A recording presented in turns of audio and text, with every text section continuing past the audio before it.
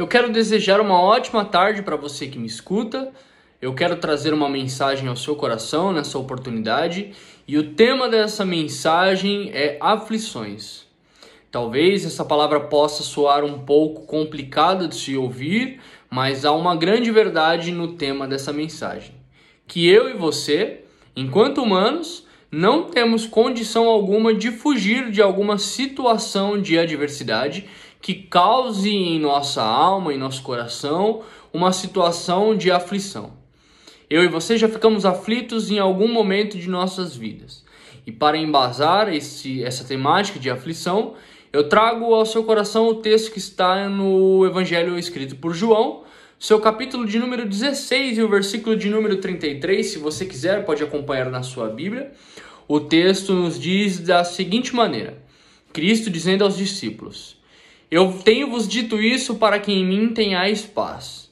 No mundo tereis aflições, mas tende bom ânimo. Eu venci o mundo. Aflição. Vamos lá. O que seria aflição? Aflição é um estado de espírito. É um estado de incômodo, um estado no qual eu e você temos certeza que não queremos passar, mas que, infelizmente ou felizmente, não temos como fugir dessa situação. No contexto do livro de João, Cristo está direcionando uma mensagem aos seus discípulos para acalentar o coração deles, porque há poucos instantes estaria sendo entregue aos soldados de Roma para que o propósito de Deus através da vida de Cristo fosse cumprido com a sua crucificação e, em consequência, a salvação de toda a humanidade. Cristo ele já sabia que precisava passar por aquela aflição e ele estava trazendo essa mensagem ao coração dos discípulos para deixar claro que em determinado momento ele não estaria mais com eles e que isso causaria uma profunda tristeza, uma profunda assolação, ou melhor dizendo, uma grande aflição em seu coração. Nesse texto temos pelo menos 3 afirmativas de Jesus. A primeira é que Cristo ele está trazendo essa mensagem para acalentar o coração dos homens, naquele caso os discípulos. Veja bem, ele vai nos dizer: Eu tenho-vos dito isso para que em mim tenhais paz. O primeiro objetivo dessas palavras de Cristo é trazer paz e ânimo ao coração dos discípulos, dos homens que o rodeavam e que ele tanto amava. A segunda afirmativa é que nós teremos aflições, no caso eles, mas podemos aplicar esse contexto para os nossos dias atuais. Então, na segunda afirmativa, Cristo deixa claro: olha, não tem nenhuma forma na sua vida de você não passar por algum tipo de aflição ou sofrimento. Isso vai fazer parte de você. E a terceira afirmativa de Jesus é uma afirmativa de esperança. E ele está dizendo que, embora você passe por determinadas aflições, eu tenho um resultado para isso. Eu tenho um objetivo para isso e no final das contas isso vai trazer um alento à sua alma. E eu preciso que, por mais que você esteja passando por essa situação, você mantenha o controle dela. Por quê? Porque pelo menos 3 coisas as aflições causam na vida de uma pessoa. E é nisso que eu quero entrar. O primeiro objetivo que eu quero trazer e o primeiro versículo onde esse objetivo se encontra está no Evangelho escrito por Lucas, no seu capítulo 8, versículo de número 22. Essa ocasião, o mesmo Cristo está com os mesmos discípulos na travessia do mar e entre essa travessia, enquanto eles estavam ali fazendo o processo de travessia, eles são acometidos em meio a esse mar por uma grande tempestade, por fortes rajadas de vento, e o texto vai nos dizer que chega um determinado momento em que essa tempestade estava tão forte que eles não tinham nenhuma possibilidade no que tange ao poder humano de realizar alguma forma de se salvar. Então, como se fosse num último grito de desespero, um deles exclama para Cristo, o acordando porque Cristo estava dormindo nessa embarcação e dizendo: Cristo, será que você não está vendo que nós estamos passando por tamanha situação adversa e que se o Senhor não intervir, nós iremos todos morrer? Então Cristo calmamente se levanta, observa aquela situação adversa, estende as suas mãos e simplesmente diz mansamente para o mar e para o vento: acalmem-te. E a partir daquele momento a Bíblia nos relata que houve grande bonança, ou seja, a tempestade se cessou sob as palavras de Cristo. E o que nós aprendemos com isto? Naquela situação, a aflição deles era uma aflição de situação de quase morte. Afinal de contas, se não houvesse uma intervenção divina, conforme eu já tinha dito, o homem já tinha feito de tudo possível, eles morreriam à deriva, à mercê do poder das águas e do vento.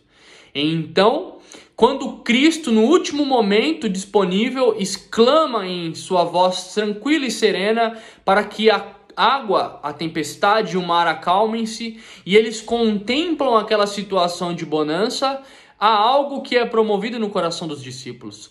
E eles começam a entender aquela situação e no seu coração se promove fé. Porque existem situações em nossas vidas que nós precisamos passar por uma grande aflição, porque quando passamos por essa aflição, Cristo se revela através dela, Ele traz a solução para o nosso problema e então o nosso coração se enche de fé.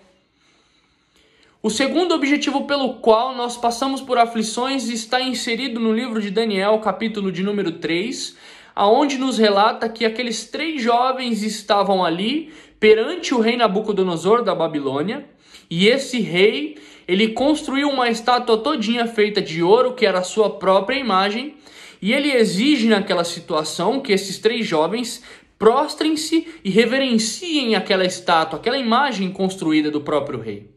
E prontamente aqueles jovens dizem: nós não iremos nos dobrar perante a sua estátua, rei Nabucodonosor.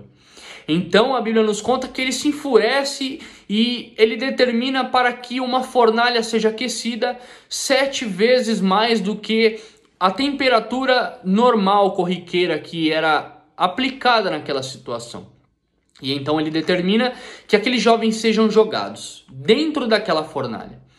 Então os seus oficiais, os oficiais de Nabucodonosor, eles aquecem aquela fornalha e na trajetória entre capturar os homens e jogar dentro da fornalha, a Bíblia nos conta que os próprios homens morrem de tanto calor que fazia naquela fornalha.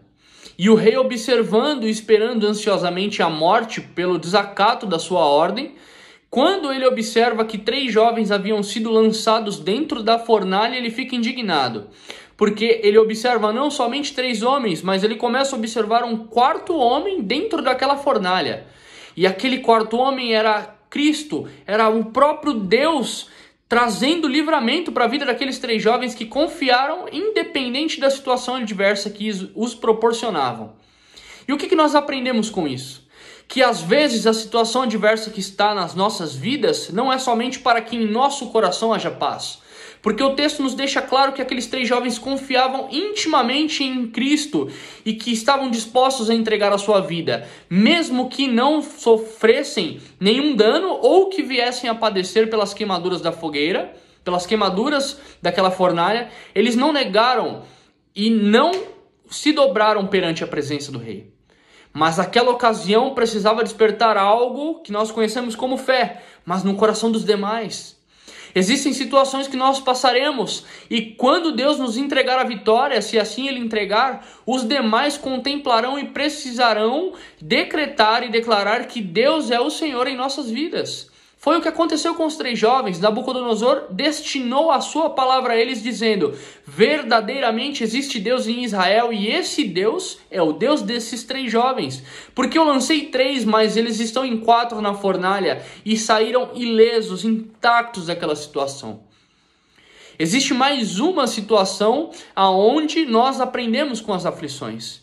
2 Coríntios capítulo 12 nos relata um trecho da história de Paulo, onde ele é arrebatado até o 3º céu, e diz que ele vê e contempla coisas inefáveis que não é conveniente ao homem saber. Então, quando ele torna-se em sua própria consciência, já estando na terra novamente, a Bíblia nos diz que ele entra em um conflito, e não nos diz o que é esse conflito, mas então que ele retorna com um espinho na carne. Qual é esse espinho, Eric? Eu não sei qual é o espinho, mas o espinho é sinônimo de aflição e adversidade. E então, a Bíblia nos diz que Paulo ele não pede, ele não clama, ele vai além disso, ele roga, ele suplica, ele praticamente se prostra e implora a Cristo para que retire o espinho de sua carne. E as palavras de Cristo para Paulo são: Paulo, eu não retirarei este espinho. Sabe por quê, Paulo? Porque a minha graça, somente a minha graça lhe basta. Sabe por quê, Paulo, a minha graça lhe basta? Porque em meio a esse espinho e as aflições que te afligem, o meu poder se aperfeiçoa justamente quando você está em uma situação de fragilidade.